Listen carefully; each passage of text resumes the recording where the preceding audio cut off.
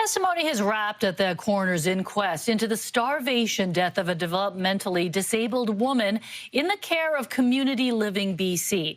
As the jury deliberates, CTV's Ben Milger has learned an executive at CLBC is in a relationship with a witness whose society receives more than $500,000 a year from the Crown Corporation.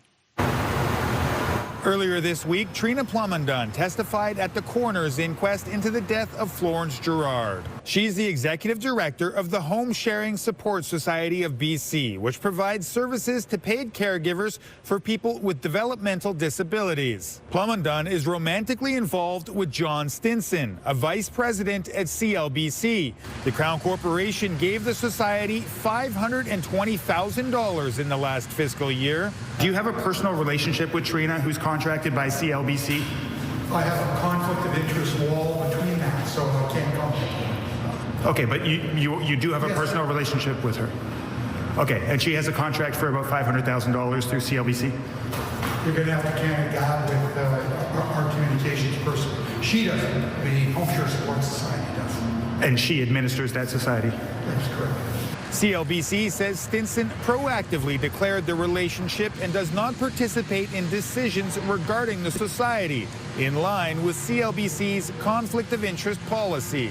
Selena Martin is a caregiver herself and runs a similar organization that does not get government funding. It makes me wonder, when I guess the relationship started, it's people are in relationships, that's fine, but is this best practice? I'm not sure.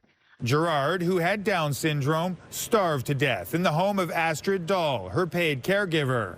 The coroner's inquest into Gerard's death has heard Community Living BC chronically underfunds home share caregivers.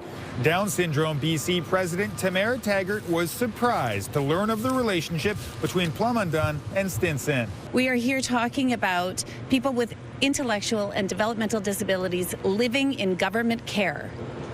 And I think that we are, we have this culture of indifference. And it starts at the top with that. The lawyer for Gerard's family tried to have this Auditor General's report about CLBC entered as an exhibit, but presiding coroner Donita Kuzma would not allow it. The jury is now charged with coming up with recommendations that could prevent similar deaths from happening in the future. Ben Milger, CTV News, Burnaby.